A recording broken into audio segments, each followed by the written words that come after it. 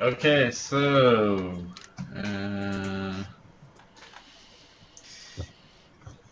I do have a few agenda items. I'm sure Sebastian has his too, and if others want to add their own, that's great. I think the first thing we should talk about is try to get a better feel of when we will be able to launch 1.6. My current feeling is that this is not anytime soon. What do you think, Sebastian? Not tomorrow. That's for sure. Yeah, we have almost 60 bugs open. Yeah, Some of them. it looks like the bugs are getting open nowadays faster than we can fix them. I just make a big triage yesterday, and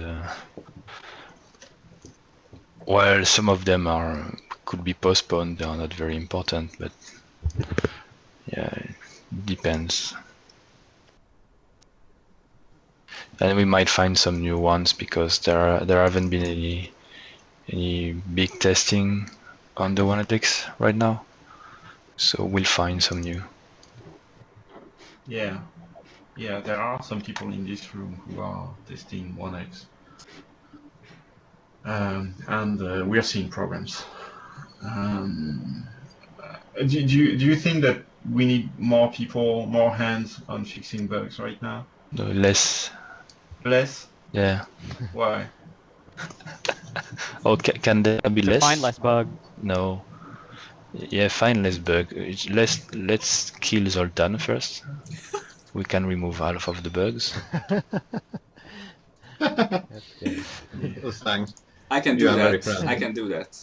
He's 20 minutes by Would you car from my place.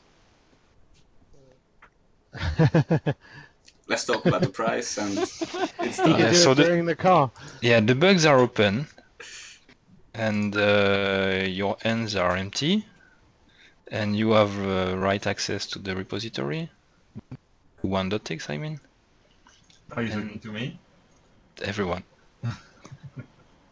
Everyone who has commit rights, you mean? Yes, so everyone is allowed to fix bugs and to push the fixes.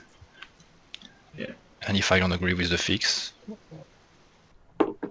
and then I can fix the fix, and if I don't care about the fix is done.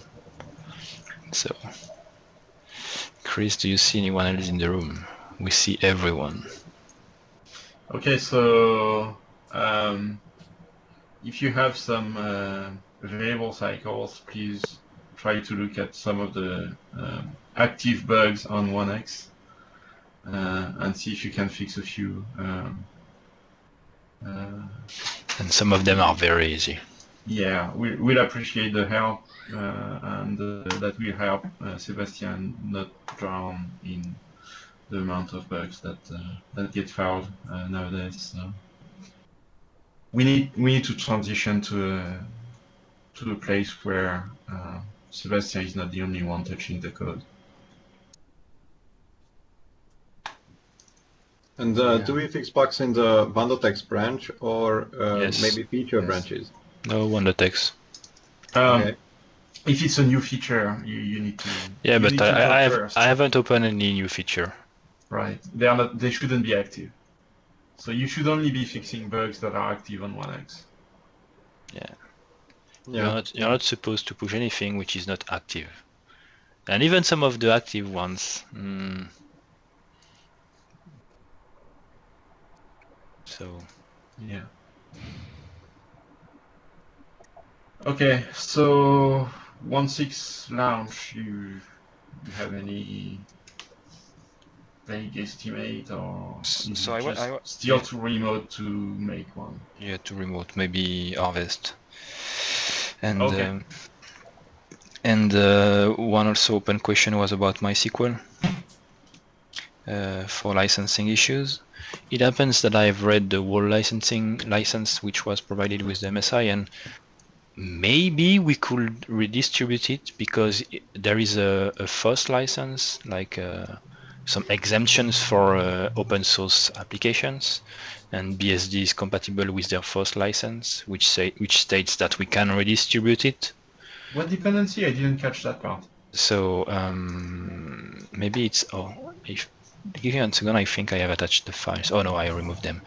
So there is an exception in the license file from MySQL, false exception, an open source exception, which states that if you are an open source project, you can redistribute it without being GPL. Yeah. Can you? Yeah. Can you ask LCA what they think? I had a meeting with them. Okay. You had a meeting with them. They didn't show up. It was the day before we had the issue with the link, so maybe this was a link issue. So I will try again. Okay, thanks.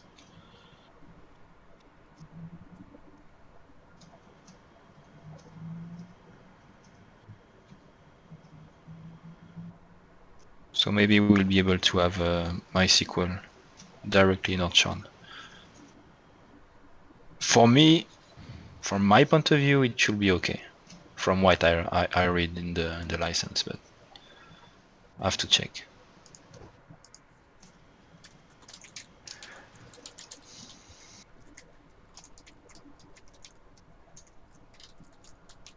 Yeah. So it enables us to redistribute it because we're open source, but does it enable people downstream to make derivatives that are not open source?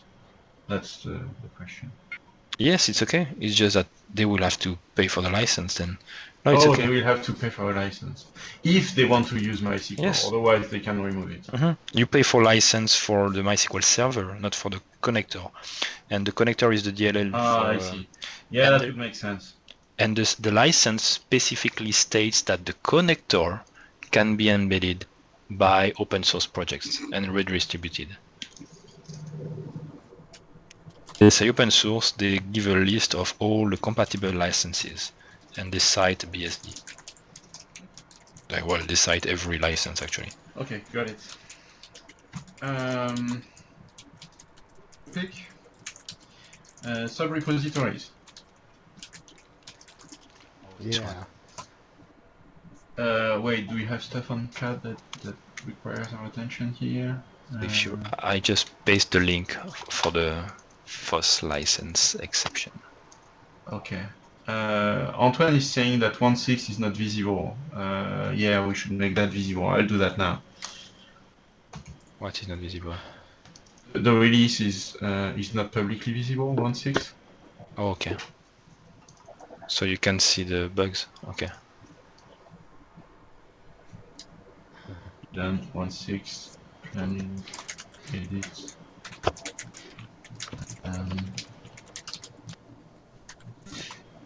changed.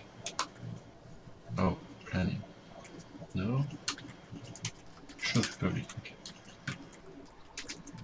Okay, it's visible now.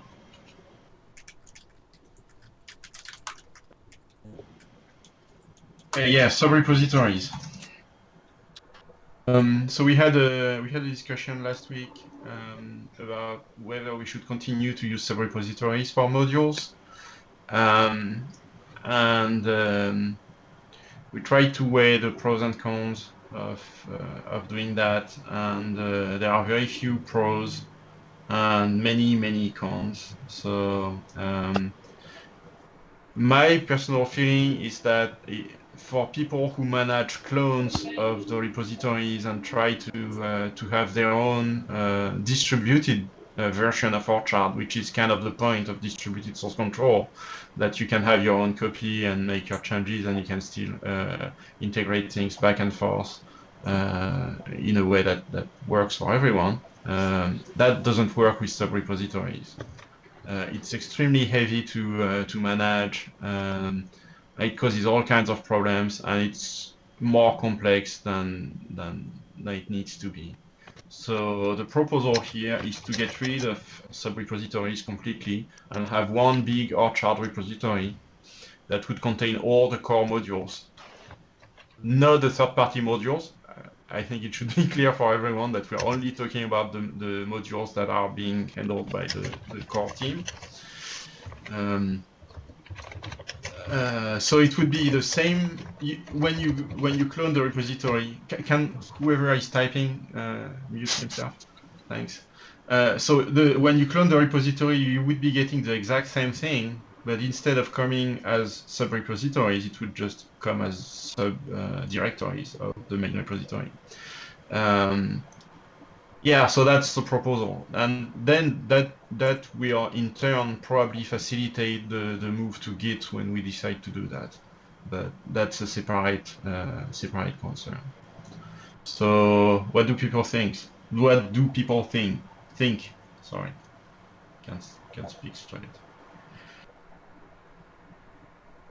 So all the orchard dot repositories, like orchard dot projections, orchard dot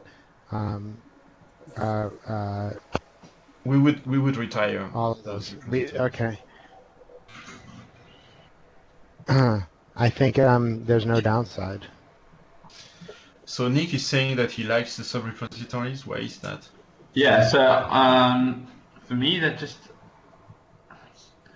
I don't know. In my head, they're always like a logical separation. So I can jump to that repository in another project and raise bugs directly against. And it doesn't. If I raise issues against kind of like the Orchard Codeplex site, it's kind of all the issues are all bundled into one mass. Yeah, but you know that is actually a downside because managing the bugs across I don't disagree with you actually on that one either. But Nick, you can define some categories for bugs and assign a bug for category. Yeah, exactly. But if you're component. talking about moving to Git, well, hold on. If you're talking about moving to Git, then I'm all for putting it all in one repository. Because it's just one more argument in favor of it. Well, we've got because they're called submodules in Git, and they're a pain in the ass to manage. So if you're going to do it, then just yeah. But you know, having one bug database instead of multiple bug databases is one more argument as well in favor of getting rid of the subrepos. I mean, it's a pain. Okay. When we do triage, we only do it against the main one, but from time to time we look at the bug databases of the other repositories, but not as often as we should. And yeah, it really is a mess. I don't see a downside. So if you do see one, raise your hand now or stay silent forever. Okay, so decision is made. We are killing the subrepos.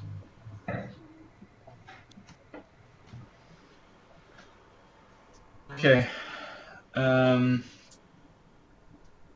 Yeah. But this is about Git. What are the points of moving to Git, or what are the plans? Well, there is no emergency in doing that. We want to move to Git because, well, for several reasons. First, Git won. It's everywhere. More annoying. The Windows tools suck. They kind of, well, they are different. They don't really suck anymore. I mean, Git extensions are that's a decent client that is close to Tortoise in terms of feature set. It's kind of weird. It's a little like going from Photoshop to the GIMP, in that it's not as integrated as Tortoise is. But well, the GitHub client, it looks really pretty, but it's terrible. It's limited. It's not terrible. You have to jump to the client every 10 seconds. It's not terrible. It's very limited, is what it is. It's for people who do, you know, very lightweight Git work. I mean, it's for people who are working solo on an open source project, for example. Solo, yeah. And it works fine for that. That's definitely not the client for us. But there is Git extensions that is really decent. Did you try it? I haven't used the Git extensions. I only used the Git Tortoise Git as well, and that is. Yeah, so No, the Tortoise Git is horrible. It's a disaster. Yeah, I just use a shell. I use the command line now because that works too. But try Git extensions. It's really decent. Okay. Okay. But well, yeah, we're not moving to Git tomorrow. We will eventually, but we don't need to worry about that now. Okay. Will it stay, just out of interest, will it stay on Coplex? Yes. Okay. I thought it would. That's fine. I'm just showing the Git extensions client. So it's like Tortoise. You see, this is for instance ASP.NET Web Stack, and you see the two branches here: editor perf and master. Master being default in Tortoise HG. This is exactly the same. You click, you can see the diff of each file, and you can commit and you can pull and push. That's exactly the same. Okay. It's better than the last time someone showed it to me. Okay. So it works nice. And when you commit, well, okay, you can see all the changes and you see which file you want to push into the commit. You click stage and then you say commit or commit and push if you want also to push with the commit, and the same message. That's exactly the same as Tortoise HG. Okay. It's fast. I'll have a look at that. Yeah, and you know, the usual argument that branching is awesome in Git, you know, stuff like that. It's easier for projects where more people are working on different things because you create and destroy branches very easily and without leaving as many traces as you would with Mercurial. Okay, so I had another topic around pending commits and new committers. We actually talked about that offline with Sébastien. I've heard a few people complain about their pending commits not being pushed into the repository. So, well, what did you say last time we spoke, Sébastien, about that? Is it about pull requests? Yeah. And patches attached to bugs. Patches attached to bugs, that's not really true. Actually, when I work on a specific bug, if there is a patch, I use it, if I agree with the patch. So what about pull requests? And pull requests, usually they are not really, I say usually, it's not always the case, they are not really specific to an issue, or this is the same. It's just when okay, let's work on this issue, there is a pull request for that, so I use it.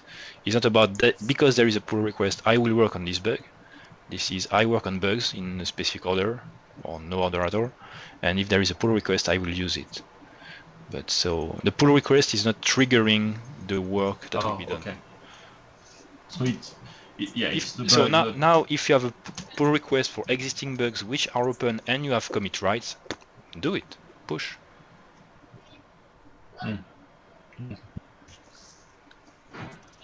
Don't we need to do triage before pushing bugs?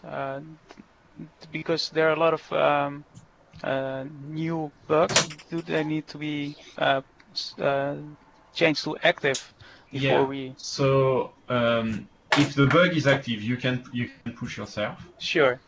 If the bug is not active, yes, it needs to be triaged and to get into active state before you can push. It doesn't mean that you can't work on a fix, but it will be. You know that this is one place where Git would be helpful because you would actually create your fix in a branch and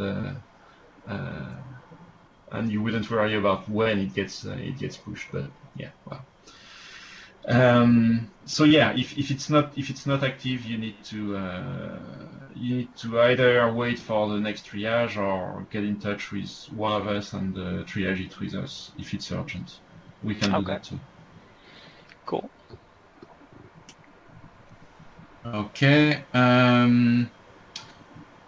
Next topic I had was script bundling and minification. Now that we are on MVC4, there is this bundling and minification feature that comes with the system, but as I understand it, it's difficult or impossible to make it work correctly. I mean, in a way that is modular, that respects the modular nature of our child. But I really don't know the details, so I may be completely. I may be saying stupid things. No, here, so we don't want to use it. you don't want to use it at No, all? because it's in the context of a page. You define all the resources which have to be bundled, and it will create a bundle. And there is no way it can handle our resource. Well, there is nothing which is better than what Piedon has done, so Zoltan has done. So Thank you. I don't. It's in the same way in NSP and VC4. There is the display mode where you can handle different when you can target different browsers. So let's say you want to target a specific iPhone, you can define a view for that iPhone. We already have it. We have alternates and we have theme selectors, and those two are better than what MVC is providing. So why would we use it? Not mentioning there is a bug right now which doesn't work. So okay, so I have a little rant about that. The guy who is the PM for MVC nowadays. Is that Porter? What? yes, Eric Porter. Yes. He used to be on the Orchard team. Yeah. So how come when they design a feature like that, why don't they take Orchard into account? Because at the time they designed it, it was not him.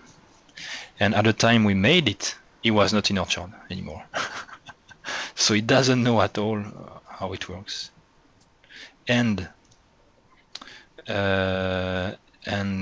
also they don't have the same goals, the same design goals. So I would disagree with that. Can't you just have a chat with him and just say? I'm getting to that. To the point. I mean, first, not being the same design goals, I kind of disagree with that because ASP.NET is not doing anything on its own. It needs applications, and we are one of the main applications that is built on top of ASP.NET. So we should be considered more important than they consider us today, I think. I'm not even sure it's an not- ASP.NET. It's not an ASP.NET feature. It's a web page feature or some cross-domain feature Yeah, that's handled by. same PM.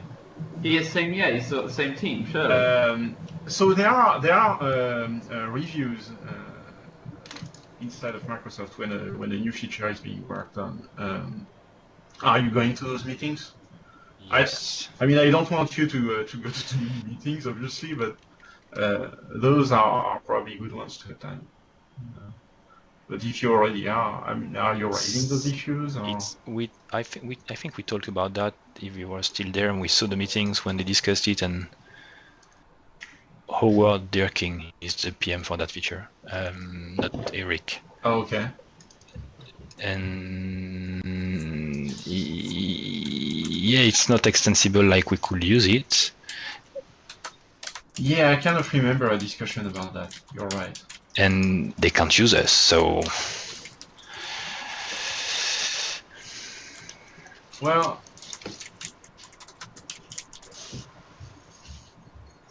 there should be APIs that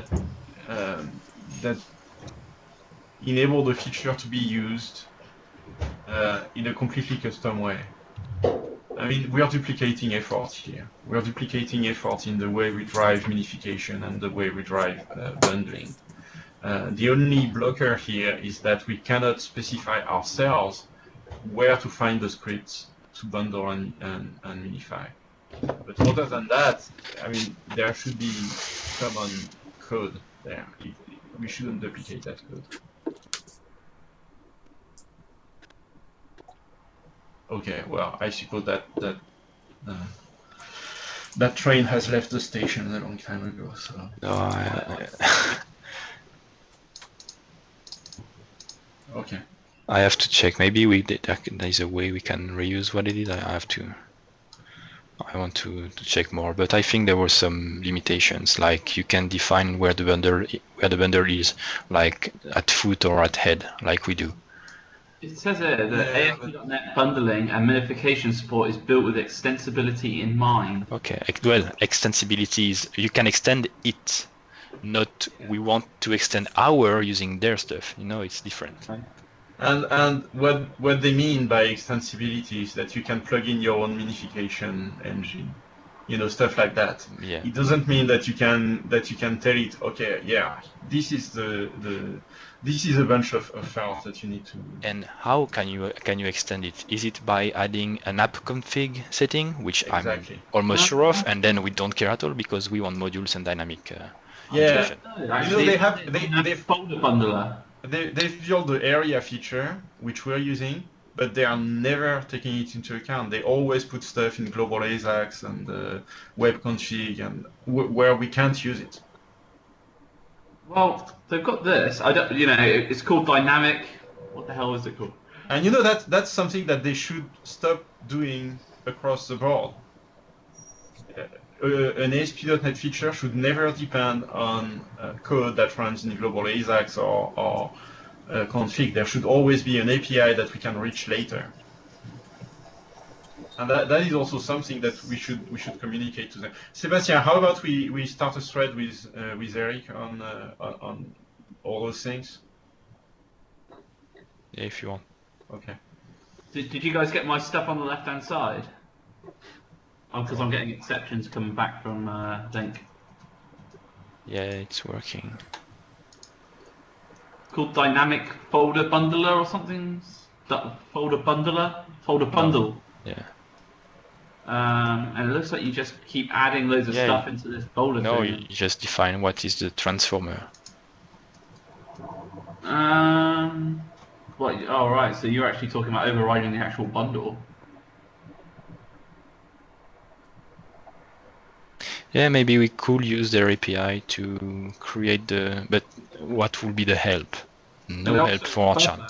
Also, So we you can also create your own bundle. So we can't use their API because there is not as many things as we need in Archan, and it's not you can't enable it using a module. You still need to do a module. Will this module use their bundling mechanism, meaning just the implementation? Potentially, Why? They are using the same Okay. implementation as what we are using right now. Okay, so Zoltan's module works fine, Yes. right? It works fine today. Does it miss features? It will always miss features, and in the same way, it will always have too many features. Right. Okay. Well, people can always modify it and improve it. But it exists. So Like for instance, just let's take the bundling MVC into here, and when you bundle something, it will create it dynamically in memory or on the file system. And if it's on the file system, can we plug the Azure blob storage or whatever blob storage we want? So Sure. things like that. So I'm not sure you can do it. Sure. Okay. So the decision here is not to use the MVC for bundling and modification, and the recommendation is to use Zoltan's module. For the larger issue of having new ASP.NET features that we can't use, I'll start a thread with Sebastian and Eric Porter. Okay, moving on.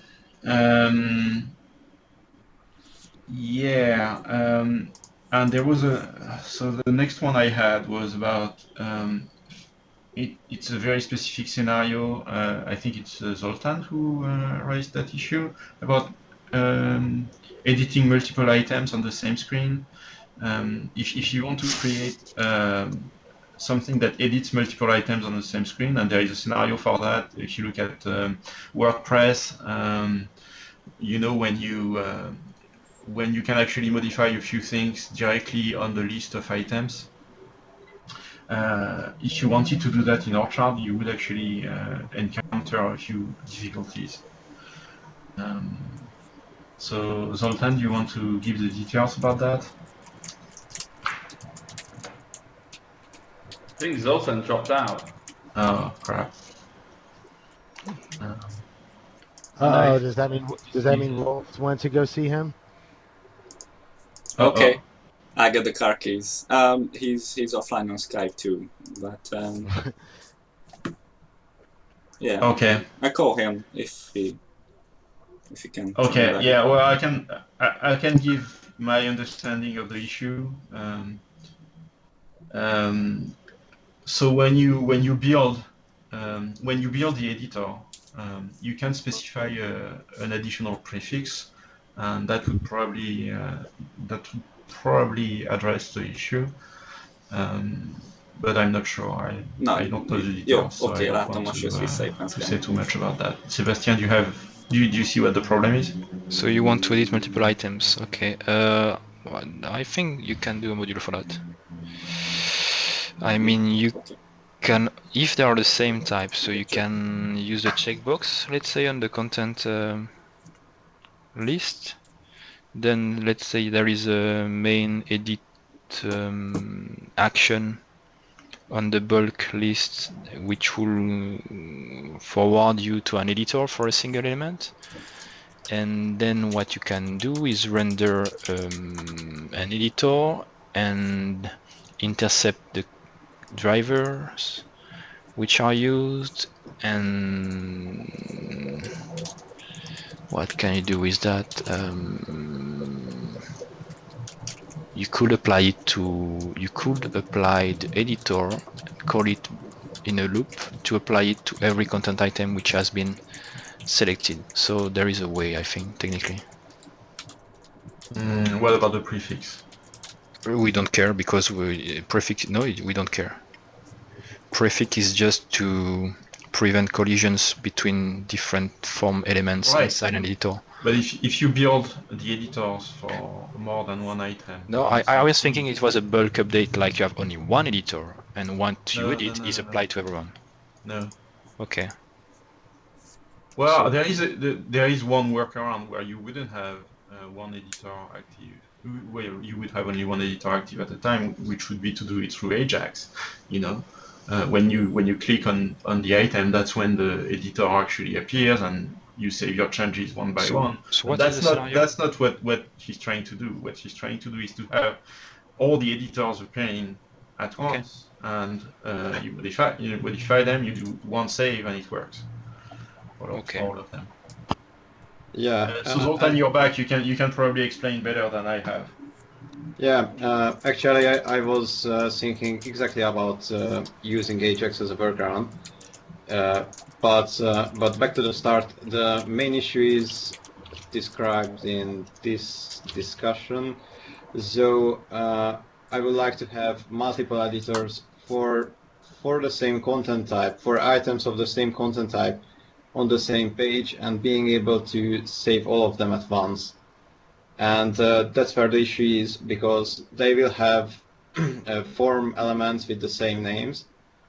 So a call to update editor will update all of the items if it is in a loop for all of the items with the values of the first item or the last item, I don't know.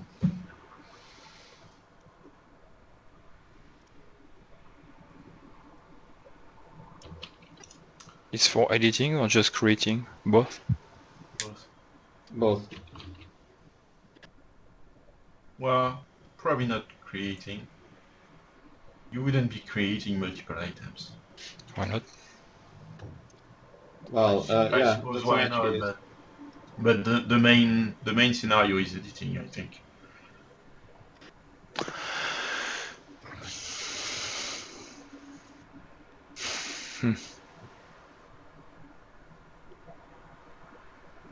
So why not having just a checkboxy, say edit bulk, and one by one with a next button, save and go next?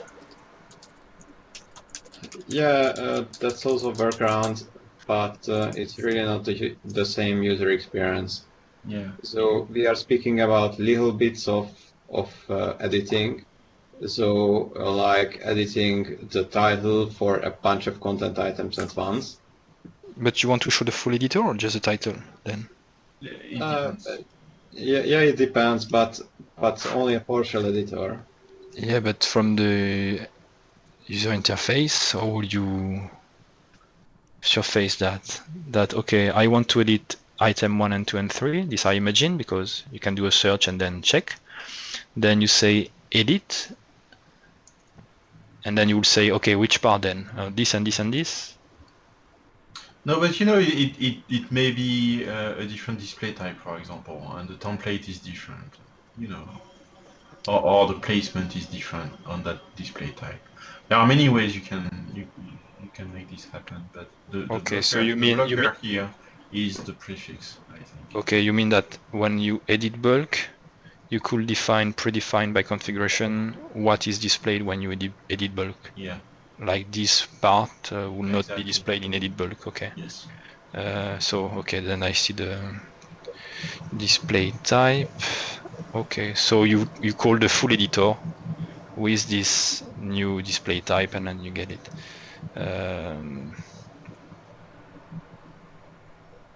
Then you want to see everything in. Okay.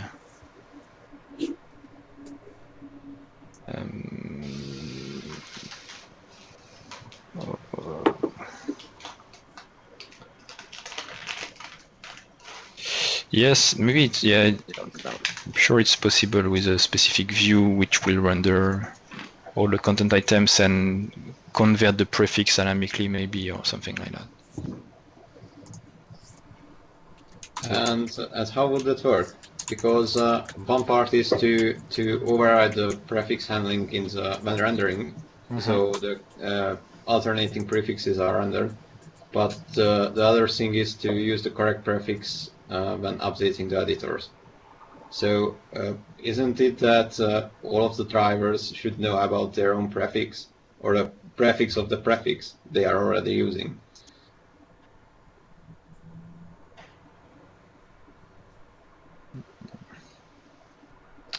Or maybe there is a way when you get the form post to extract one by one each content item and assign the correct prefix. So remove the prefix when you call update. Yeah, but would this affect how the drivers are calling update? No, what I say is when you render, you can alter the prefixes when it is rendered, okay? Then when you post the form in your controller, you take all the form values and you extract every group by the prefix, and from that you apply the standard drivers, which itself just get its own prefix. Oh yeah, I see. In the linked discussion, actually, I was hinting about this, but the problem I couldn't overcome was how to correctly set the prefix for renderings, because shape events didn't work, at least for shape metadata prefix. So maybe it's about intercepting, modifying another the way the IDs are rendered. Maybe we can make the ID generation and the name generation overrideable.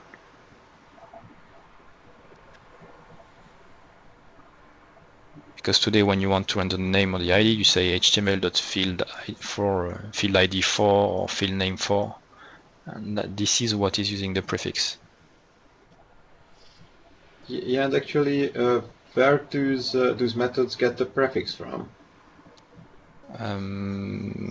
Because it's not the prefix property of the shape. I was wondering whether this is it, but apparently it doesn't. It does nothing. Okay, I will check. Thank you.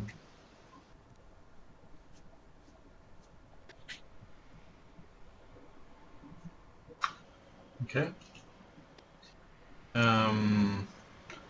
So we have this. And yes, the easy part will be to, even if you want to use a specific display type, will be to require another button which will be go next, save and next. I know, but this is the easy way to implement it. Very, very easy. It's a workaround. It's not the user experience that you want. Okay, so there is a discussion open about this. Is there a bug open about it? No, I haven't opened yet. So but I could now. please open it. Okay. Okay, sure. So that's all I have on my agenda. Is there anything else that people want to talk about, or that I may have forgotten? Otherwise, we can do triage, maybe. It will be easy today. Please look at the comments module refactoring topic once in a while, because we have some questions that are blocking us from further development. Okay, can you give the link again? Yeah, a moment. Yeah, and there's a shape that is displayed on the admin UI, and it shouldn't be displayed, but we can't make it disappear using the placement, but I commented into the discussion about it. And we didn't really find a solution for this. We could make it disappear partially. Is the shape that is displayed, for example, at blog posts to publish, unpublish, edit, etc. And it's also displayed because the display of comments on the admin UI is refactored to be displayed with shapes. Now, because of the summary admin display type, this unused shape is also there above the table of the comments.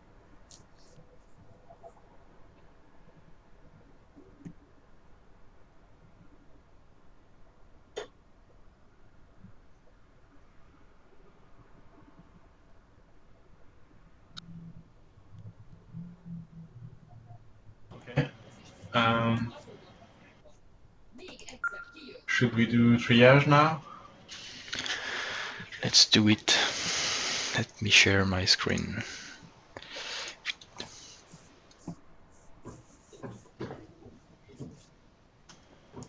So, just as a reminder, right now there are for 1.6 on open 81.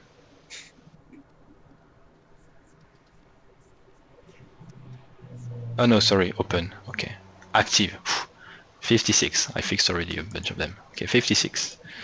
And this one, let me see, will be closed. Yes. Boom. Because we fixed it this morning. Okay, 55 and proposed for any release is only 9. There was 8 2 seconds ago. Okay. Setting an editor prefix for, okay, that's why. Okay, we just discussed it. So this one, active future release. Disabling feature complexity sometime required DLTF. Let's see what is the issue, because we will have a nice repro from Bertrand. Yeah. Or maybe there is sometimes. Yeah, the repro absolutely sucks. I still open the bug with the hope of finding a better one. If I find one, I still wanted to log it anyways, because it might actually you might actually have an idea just based on the fact that deleting cache.dat. I will check this file. Yeah, what this is doing. But yeah, if I find a better repro, I will make sure to add it to the bug. This one seems to be a regression.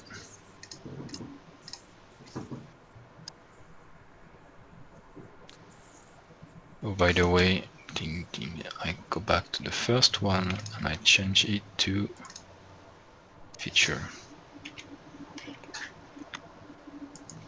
You see this? It's bulk edit, and it's save, and then I can go to next. I like it instead of seeing everything the same page. Well, that's not what you want, but maybe that's also something that we could have.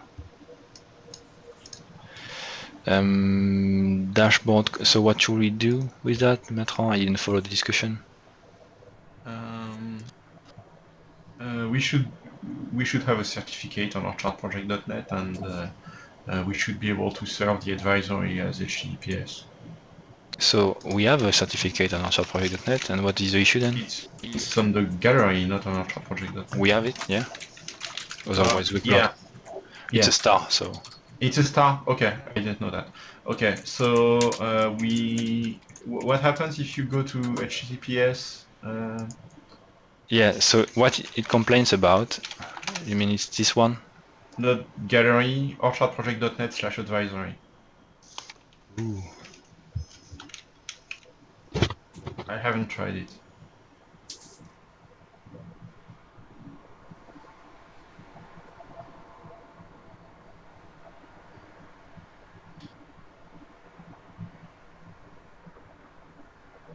Is it a valid URL? This, and it doesn't work on HTTPS. Okay. Okay, so first we need to make that work on HTTPS. Okay. And second, we need to make the URL of the frame, of the iframe, be protocol-less, so that it just takes the current protocol. Okay. That's it. So that's open.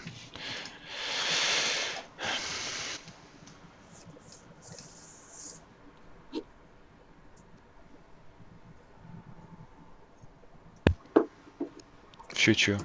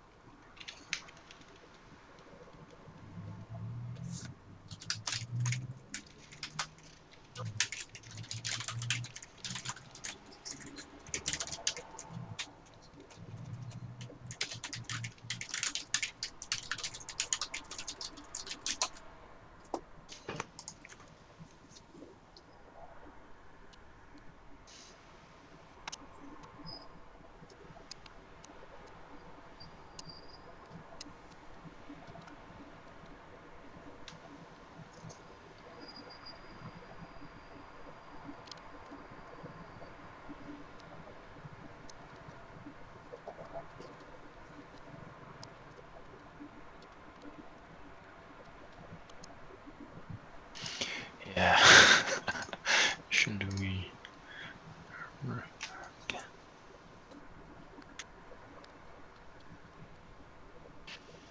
Yeah, so on that previous one, I'm not entirely sure that the module was still disabled now. I thought that was the case, Okay. but it's hard to disable because I think it has ties in our chart.web references. So yeah, it might be a case of the cache.dat file not being up to date.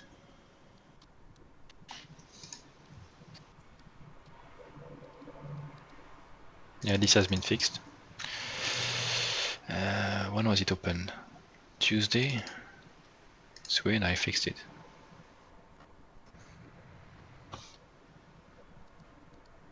Oh no, maybe there are two pages and I fixed only one. Okay, that's possible.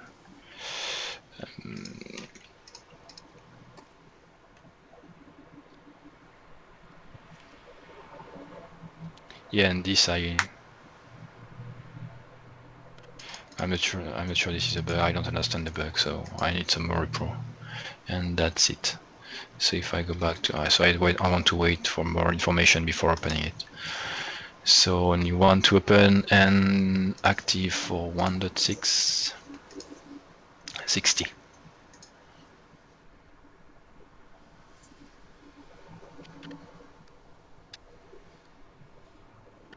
You closed one yesterday, Sebastian, to do with importing recipes twice and it throwing an exception. I closed it. Yeah, let me just find it.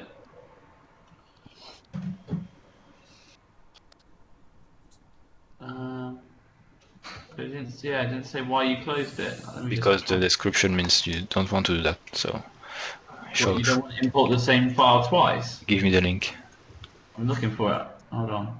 Because you were also talking about recipes folder. Yes. What's the matter with importing a file in the recipe folder? So you don't want to do it. If you import the file twice, and the second time it throws an exception. I'm just looking for it. Hold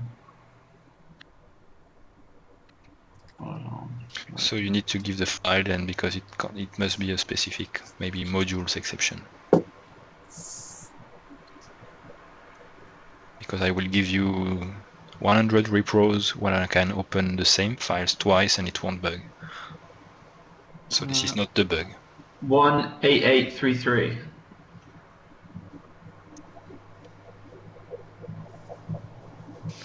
Import the same with debug and on recipe journal. With debug on and only in code though, which means it's an expected exception which doesn't break the stuff. And give me the file.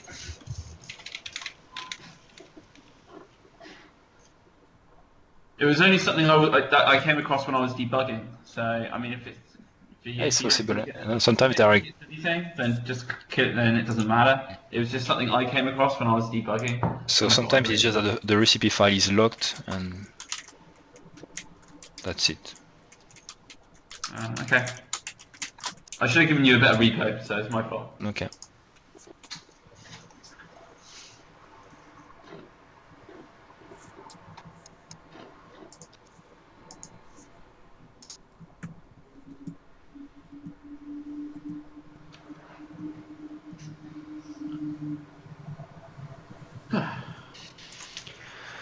What else? Yeah, maybe status. What did I do last week? Let me check. I upgraded AutoFac. I upgraded jQuery, jQuery UI, time picker, SpecFlow, NUnit.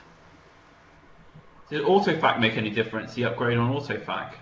AutoFac, it was just a bug fix release, and they say you should apply it. So I applied it, and it didn't break my website. So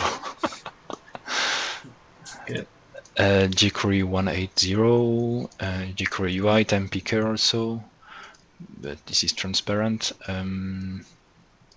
I have defined the jQuery and jQuery UI CDN URLs at Microsoft. So meaning if you do a theme and you say require jQuery and .use CDN, it will use the CDN accordingly. What else? I implemented start with, contains, and ends with extension methods for an Hibernate. Well, extension methods. And Hibernate extensions, which means now they are handled by the queries. Including, what was the one remaining? Any? Any, no, I wasn't able to make it. I was almost doing it, but I could not do it. So so we'll have to modify. Yeah, if you have something using any, yeah, tags is already modified. So taxonomy is to be modified using a new extension on the query on the query object, which is a where any. So we'll probably also break existing modules. It's possible.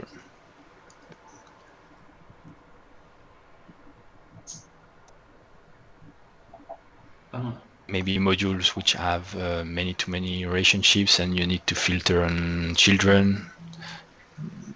That's not usual, but yeah, it's possible. What else? Let me see. Yeah, I changed the project template for code generation to be compatible with VS 2012. Otherwise, when you create a new project now, it will display, oh, I have to upgrade it every time. And then open and triage bug fixes.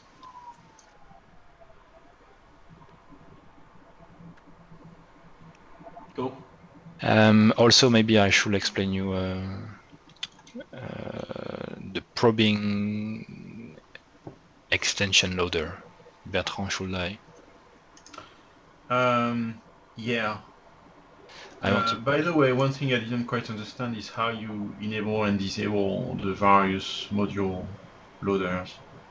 So right now you just disable the dynamic extension loader, because this is the only one that you want to disable. Yeah.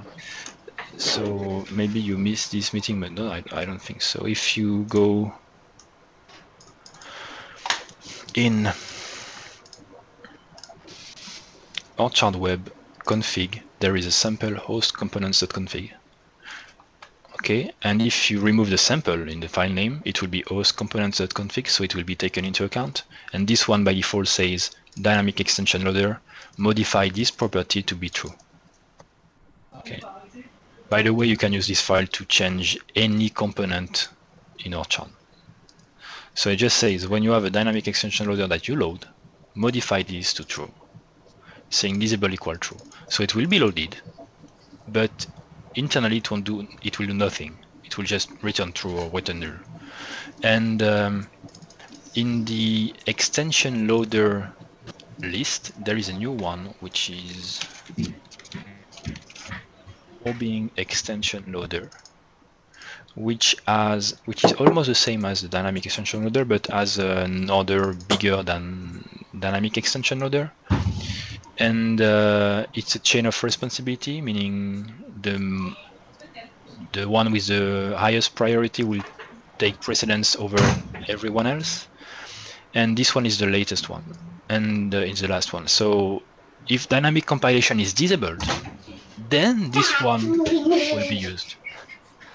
And if it's used, what it does is just looks for a CSProsh file, compiles it, and saves it to the app dependency folder. Meaning the next time the application is started, it will reuse the pre-compiled version of the module. With the dynamic compilation engine, if you install a module from the gallery, and there is no binary then, it will compile it dynamically, and every time you restart the application, compile it dynamically again. With this one, it will compile it dynamically only once, and save the DLL in the app dependencies, until you change the CSProsh file, and then it will compile it again. So if you download a new version of a module, it will recompile it, even if there is a DLL already. So this one is nice because you can deploy it on Azure website, for instance, and it will work very fine compared to no dynamic compilation at all. Because you can disable dynamic compilation and not have this one, but then if you install a module from the gallery, it won't be compiled dynamically. This one will compile it and save it into the cache. So this is and this is always on, meaning it's there, but it's not used if dynamic compilation is on. If dynamic compilation is off, then it will be used, if there is no binary in the module. So if you pre-compile your whole website using Visual Studio, like meaning if you have a solution like that, like it's just Visual Studio and you have all the modules here, then if you compile, the modules will be pre-compiled. So it's okay, it won't use the dynamic compilation or the probing extension loader. It will just use the binary which are there. But otherwise, if you use like Webmatrix or you download a module from the gallery that you don't add to your solution, then you need to compile it with the dynamic extension loader or the probing extension loader. That's it. Yeah, and one thing we talked about yesterday was would it be a good idea to have an automated build process to prepare for deployment that already sets up your site so that it's already configured to not have dynamic compilation, but does have this one? So we already have it. So if you take 1.x branch, there is a new target which is called precompile. Okay. Meaning it's there here, precompiled here, which will precompile all the modules you have in the solution and disable the dynamic compilation and remove all the source files and the CS proj. So I could do it.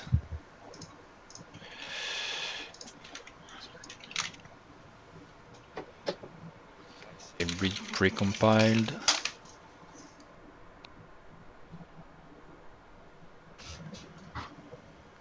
Can take some time. So then after that, in the build folder, there will be a. Oh, I should not go there because it's removing it. Shit.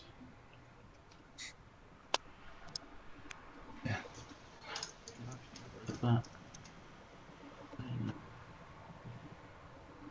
So compile is the standard compile target, and then you will see.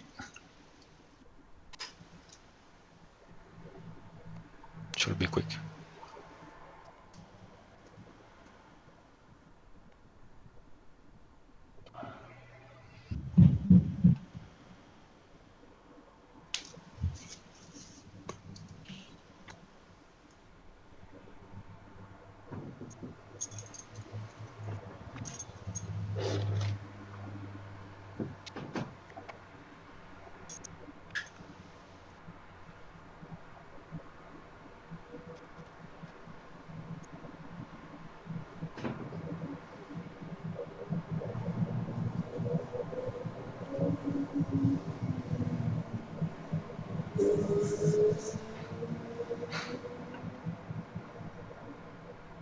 So if you want to build a web deploy package from Visual Studio, you would just select that in the configuration.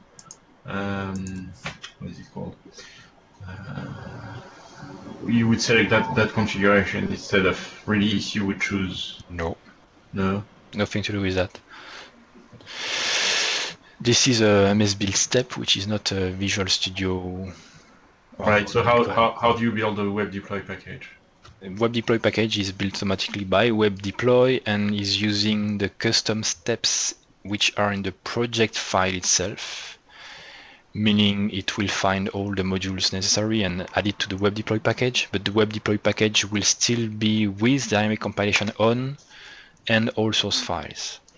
We could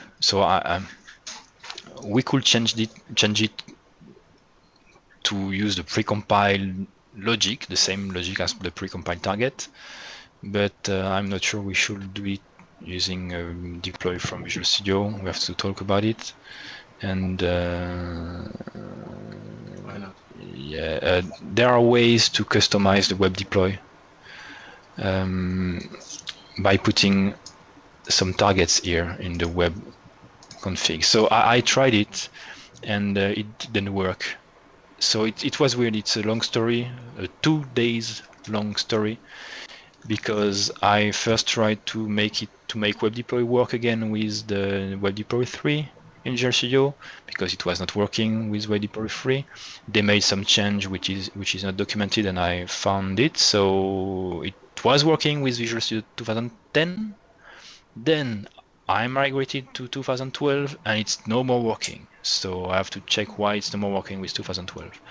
There is a way to customize the build process for web deploy by adding some wpp.targets file. And again, this one didn't work. I hope it's not because there is a dot in the project file, because the file has to be named project file name .wpp.targets. So the dot is scaring me, but it doesn't work again. So so this is still a task I have to do to see how to handle web deploy customization. Otherwise, we will be able to add our custom MS build steps inside the project for any configuration. So we could provide some default ones with precompiled or not precompiled, and people can customize it. Okay. And you could even customize it by using a specific property in the file, like saying precompiled true, which during web deploy will use the precompilation. Do you have something to track that work item, or do you need me to create a bug? Or I think the bug is already open, and yeah, I have some discussion with the guy from MS Deploy. Can create a bug if you want. It's cheap. So here is a precompiled folder then that you have when you use precompiled. The app data contains nothing. The binary contains everything. The core contains just the views and the static files. And if you go to modules, for instance, this one, there is no more code, no more CSproj, just the views, just the static files. Okay. And if you go to the project which were there, bin, I mean, yeah, then you have already the binaries here. Okay, that's a precompiled extension, a precompiled target. And this one is testing, it works. So it's nice if you want to use Azure websites. This is the one you want to use. and so what about the click to build Azure script? So this click to build as there haven't been any change on this one. It will just build the standard one. And so should we modify it? We could. So what with it? You want to disable dynamic compilation? It could make sense. Yeah. So dynamic compilation is not a performance hog for Azure itself, for the cloud services in Azure itself. It was just for Azure websites because they use a shared folder, and the file system watcher which are created by the dynamic compilation are an issue. But yes, we could change. It's safe to change it to disable dynamic compilation on Azure cloud services too, because we don't need that. We don't even handle downloading a module on this, so that makes sense. I created an issue for the web deploy thing. I'm creating another one for Azure. Okay.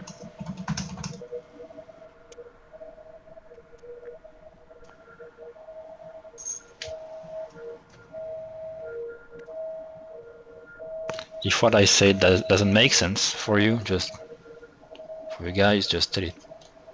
Speak. Or maybe you never deploy websites. I don't know. I didn't realize it was broken in the latest version, but What? I didn't realize it was broken. Yeah, it's not about the version. It's about web deploy version. Okay. So if you still have web deploy 2, it will work fine for you. If you have installed web deploy 3, meaning you have installed SP1 or some SP1 from Visual Studio on the Azure SDK 1.7, then it will use web deploy 3, which breaks the current project that we have. Okay. They renamed a step in the target file from MS Build. And again in 2012, so it was fixed. I fixed it, then I migrated to 2012, and it doesn't work anymore. So maybe I don't know. There is another change in 2012 that I have to figure out. Sebastian fixed it, so we'll revert it. Okay. Should we go back to triage, or should we? I will open it. Now? I will open them, yeah. What? I will open them.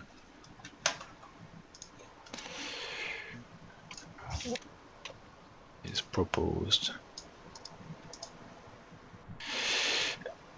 Azure, this change active.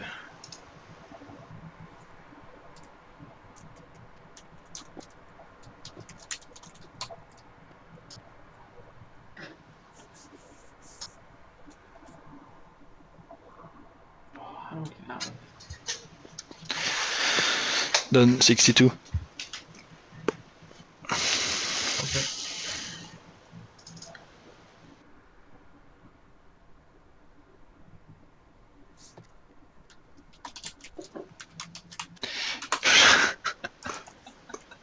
No, there is. It's already handled. If you look closely at the date filter, you So see. you can do it through the URL. For the URL, sure, because you need to know which pattern you have to enter. I think it's something like and then you can use a token instead, saying give me the query string for this value. I'm looking at the existing ones and I just don't see it. Maybe I'm just. That's alright. I'll carry on looking. Yeah, and there is a, actually it's not the date you want, but the date delta. So you can say with plus 0 month, which means the current month. So I'm sure you can do it. And it can be the current month or in the last 30 days, it's up to you. Yeah. Date intervals, yes, that's it. Is it one of these? But if it's got to be done through the URL. Yeah, you can do it using a token. Using a token? First, do it without a URL. Try with a specific value. Then when you know how to do it, you change the specific value by token, which can inject it from the query string. There is a query string token, which will inject. So, yeah. Okay, cool, thanks. So something to show at Harvest for the guy who will present Projector.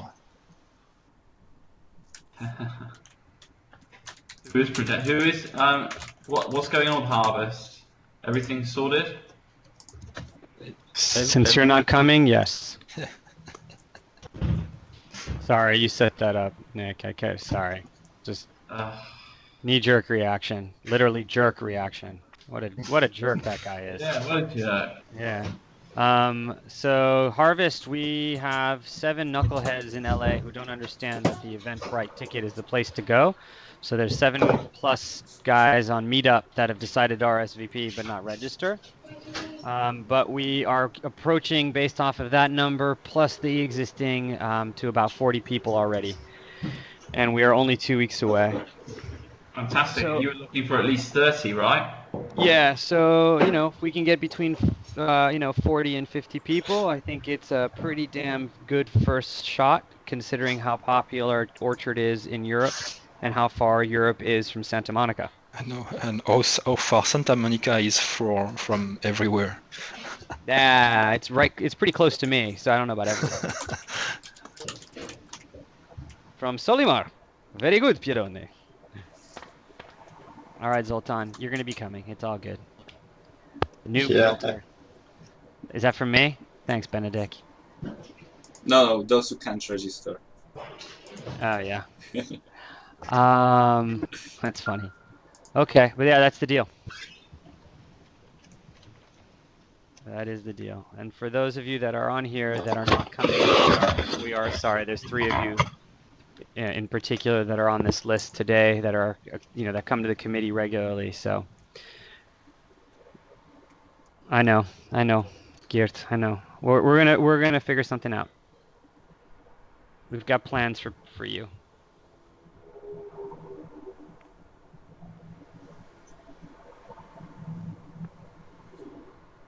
Okay. Anything else? Lunch. Yeah. Enjoy your baguette and cheese. Oh, and one thing, Sebastian, about the migrating from WordPress stuff. So I emailed Nick about it, and he told me that his module is capable of doing this stuff. And so, Nick, could you put together a presentation? It's only capable of doing content. It's not capable of doing layouts or any of that jazz. Mm-hmm. There's no theme migration. No, there's no such thing as a theme migration.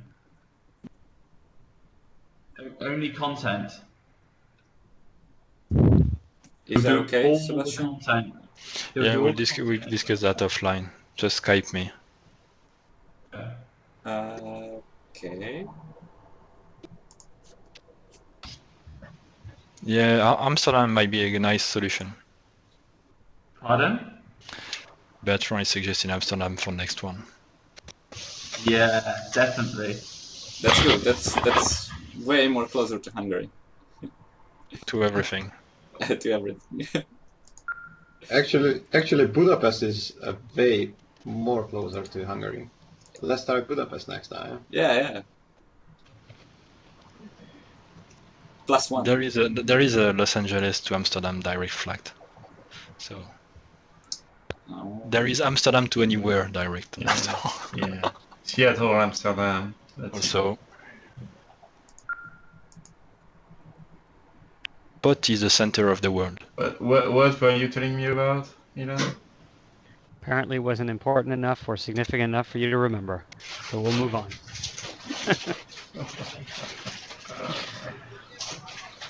All right. Nick, the token you have to use will start with query string.